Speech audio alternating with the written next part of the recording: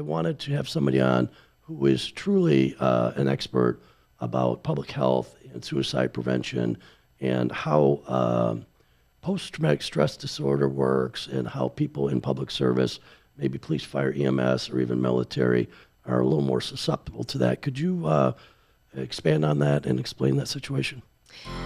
Yes.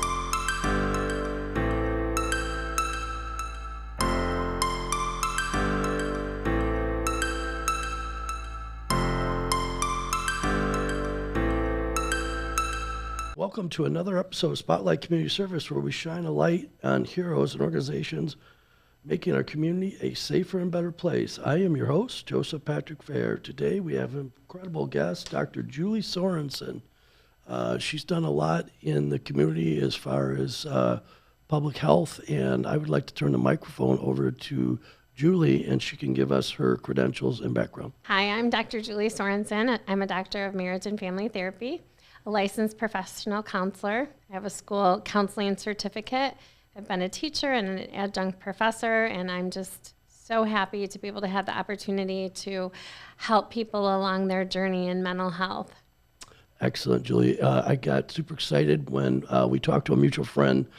Shout out to Mike Collier, who networked us together to come on to the show. It was a great thing, Mike, if you're watching, that you connected us. I wanted to have somebody on who is truly an expert about public health and suicide prevention and how post-traumatic stress disorder works and how people in public service, maybe police, fire, EMS, or even military, are a little more susceptible to that. Could you expand on that and explain that situation? Yes, so in my private practice, I work with a lot with trauma, and so I feel like it's important when you're experiencing trauma to be able to find a therapist that you can talk to.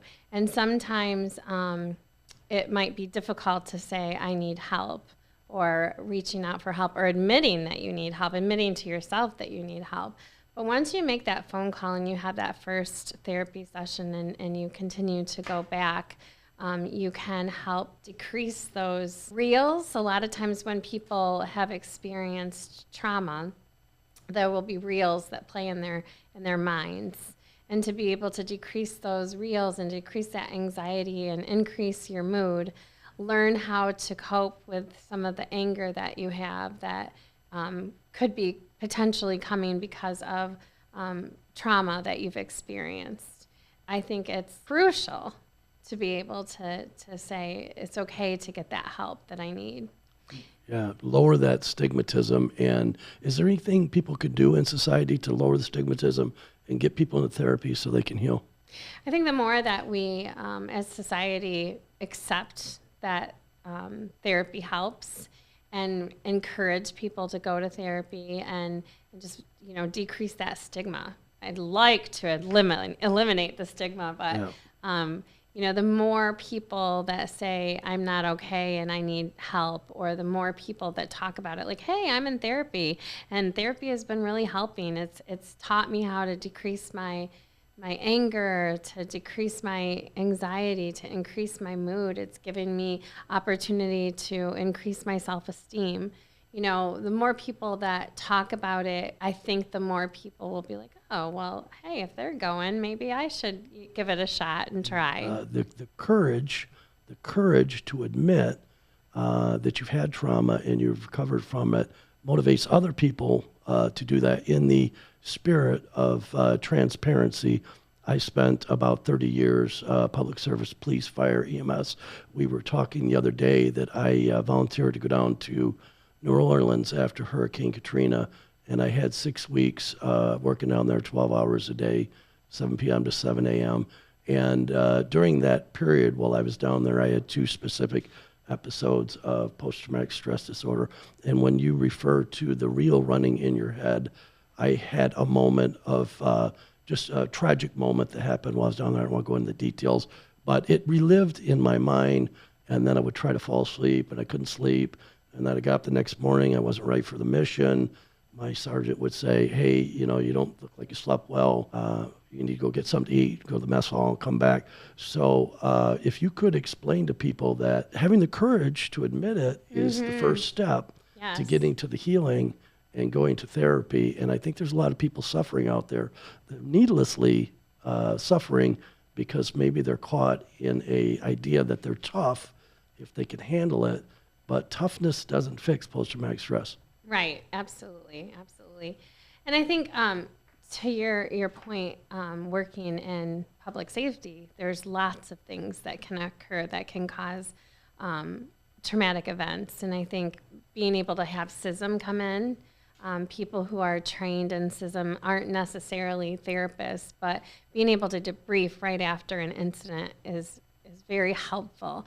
And that doesn't mean that that's a therapy session, because it's not, right? But it allows you to talk about the initial incident and the shock of it, and then having people kind of watch out.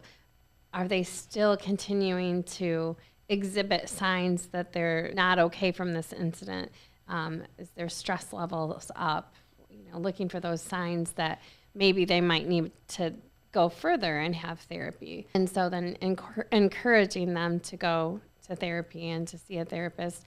One of the modalities that I use that I think has been a game changer and has been very helpful for people is EMDR, which is eye movement desensitization reprocessing. And it allows people to really process through their traumas. And it doesn't happen overnight, but with time, after putting in safety devices and protocols to be ready, because there's a whole preparation part of this process, and to be ready to then create your trauma history list and take each trauma. And when you're doing EMDR, we change the verbiage from trauma to target. So we take each target and process through it.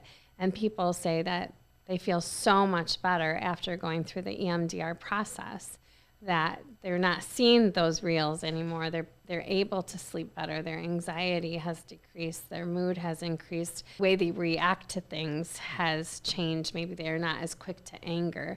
And so sometimes people will say to me, okay, well, I've lived with anxiety for so long. I don't know what to do with this space, this open space. What do I do with this? And so that's just saying, okay, well, what can we do? What are some activities that can create a better mood for you to make your life, feel more fulfilled? And so people are saying, I'm now finding time to do things that bring me joy, where I never thought that I would be living with such a decrease in anxiety and an increase in mood.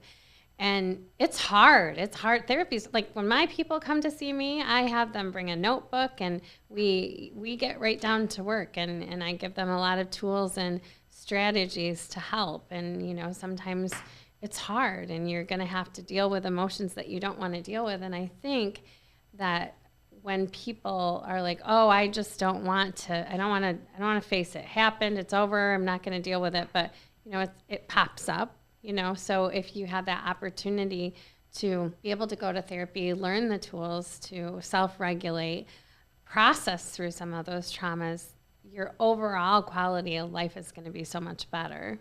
That's incredible for somebody at home who might be struggling with post-traumatic stress to revisit this thing, and not to draw too big of a picture, but occasionally people get post-traumatic stress so bad that they hallucinate while they're conscious, and they start moving around radically, and it scares the people around them. Could we have a quick discussion about post-traumatic stress is not a character defect, it's a protection mechanism of the subconscious mind, or how does it work? Well, when you've experienced a traumatic event, and especially if you're not willing to get therapy and you're just pushing it down and pushing it down and pushing it down, you're not allowing yourself to process through it. And it can create some of those reels that can create other potential mental health issues. So then you're not helping yourself, right? And if you admit and you have that courage and that bravery to go get the help that you need, that is critical for you, it's gonna just change. Things will change, and not overnight. I mean, you don't just come into my office and then I put a little wand in the air and you're fine. You know, it's definitely, it can be months and even years of work.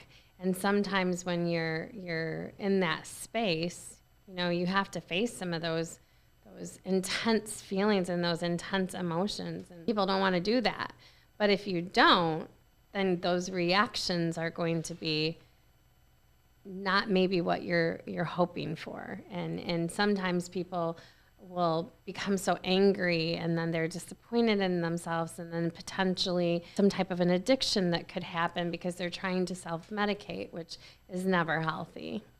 These things with post-traumatic stress, people can occasionally be afraid of somebody, but if they understand that there's an internal struggle and that they need to get to a therapist to solve that, it can also it can be a relief to the family and the people around them. If you could maybe draw a simple picture for somebody who's out there or knows somebody who's out there suffering with post-traumatic stress, they get on a website, they contact you, they set up an appointment, you do a triage or an exam, and then what would happen after that? So typically, people can find me on Psychology Today.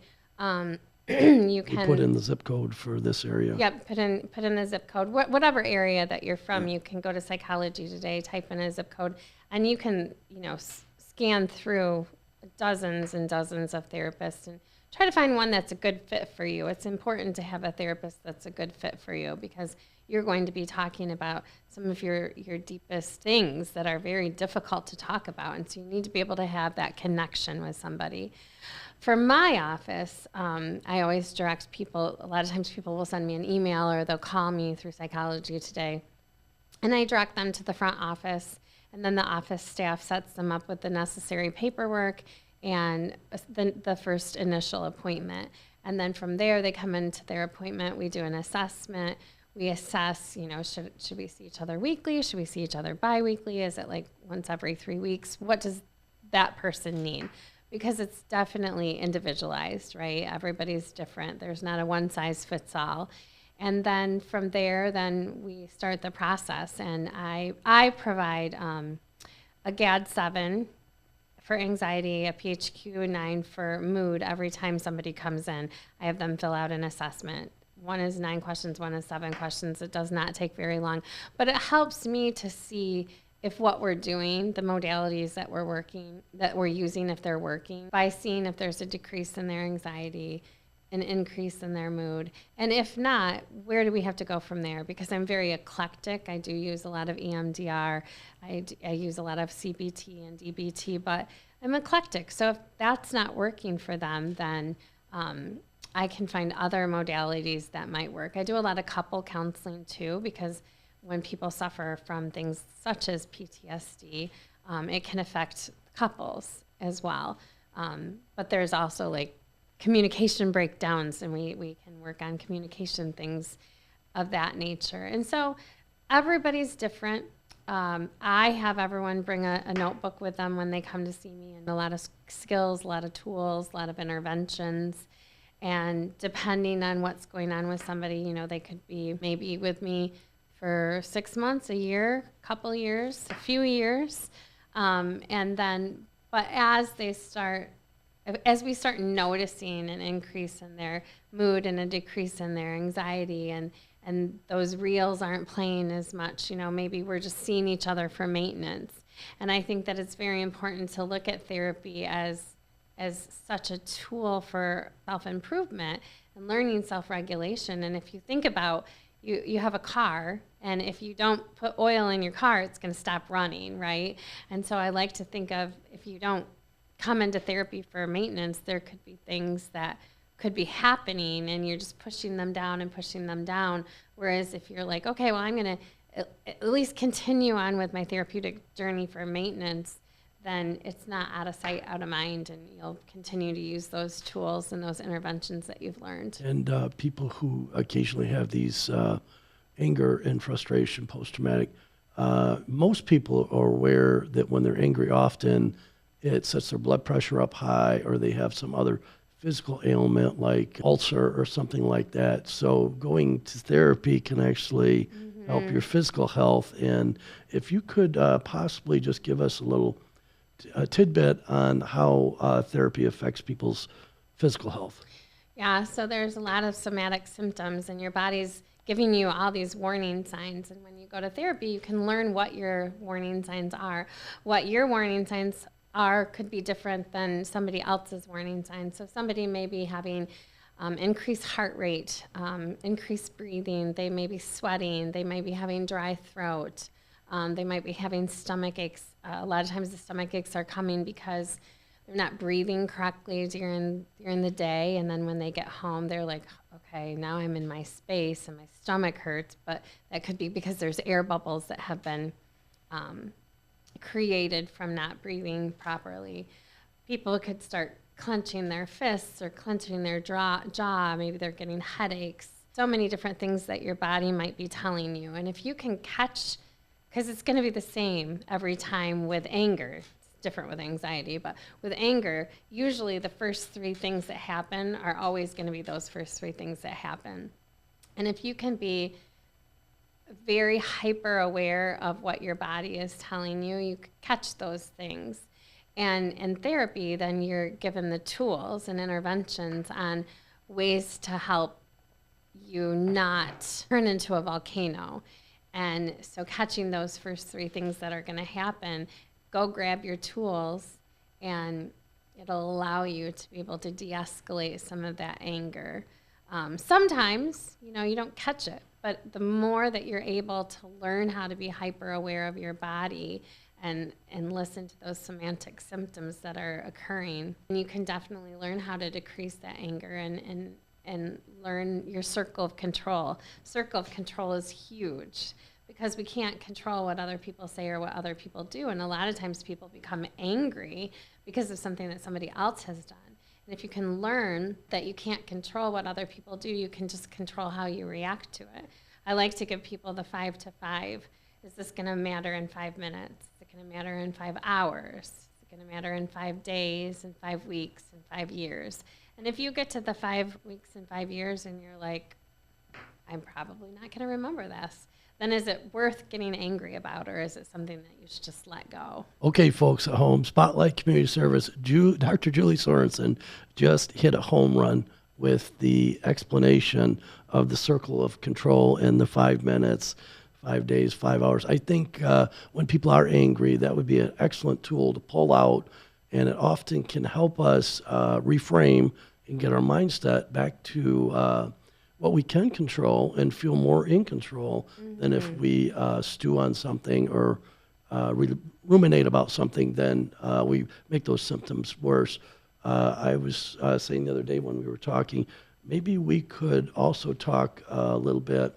I know a few people that watch a show want to talk a little bit about public safety, police, fire, EMS, and if we did have a mass casualty in West Michigan, and then there were people that had post-traumatic stress, the community would come together and they would set up a critical stress debriefing. Yep, CISM, it's Critical Incident Stress Management. There are some wonderful people that have been trained in this area, and I'm sure departments have their own people that they call in, and they allow them to have that opportunity where they just talk about what has happened, where they were when it happened, what they thought when they first heard that it happened, what are the things that are going through their minds, what are some things that they can do to take care of themselves. Obviously, like if you've not run a marathon that night, you shouldn't go run a marathon, right? But finding things that can bring comfort to you, talking to a friend, learning different resources. Critical incident stress management is such a crucial part of debriefing after a critical incident. And I think that it's important to know that it's okay to be able to share your thoughts and your feelings. I think sometimes people are worried when they get into a CISM type of a intervention that maybe they don't want to share something because they're afraid that other people might judge them for what they're saying. CISM is not therapy. CISM is let's debrief after an incident happens. And if you're thinking, oh, well, this is how I'm feeling, maybe somebody else in the group is thinking that too. And so it's important to be able to come together and share those things and feel safe that you can talk about that. Group support and group therapy can be great because it helps people see the perspective that other people are suffering with the same Yeah. thing. And there is a synergy between people when they feel like they both are struggling with the same thing. They each get a little power from the other one. So, yes, you're doing very important work right there. The one other thing that I did want to talk about is suicide prevention, and people in post-traumatic stress and public service have a higher propensity toward that. What would you suggest for people come in and have therapy before they get to their suicidal, and then do maintenance on that? But for the people who get to that other state, they just have to dial 911, correct? So 988 is the suicide prevention lifeline. They can call 988 24 hours a day, 7 days a week, and they can talk to somebody on the other end of the line. If you're in imminent danger, I think it's important to call 911, head to the nearest emergency room. But 988 has been created by somebody I worked closely with when I was on the suicide prevention summit when we were working on the executive summary, and they created that so that people can just, it's an easy number to remember, 988. Call 988. Call 988, and you can text it too. You could text 988 and get support if people are suicidal, and get the resources to wherever they're at to help them get to the next step and get healing. This is Joseph Patrick Fair for Spotlight Community Service. Thank you, Dr. Julie Sorenson. You've given some gems of wisdom to everybody out there, and I hope they can go to Psychology Today and look you up and get therapy if they'd like to have therapy with you. Yes, yes. And just know that, if I'm not the right fit for you, there could be somebody else that would be a good fit for you. But I think it's important to allow yourself to say, I'm not okay and I need help. Excellent. Thank you, Dr.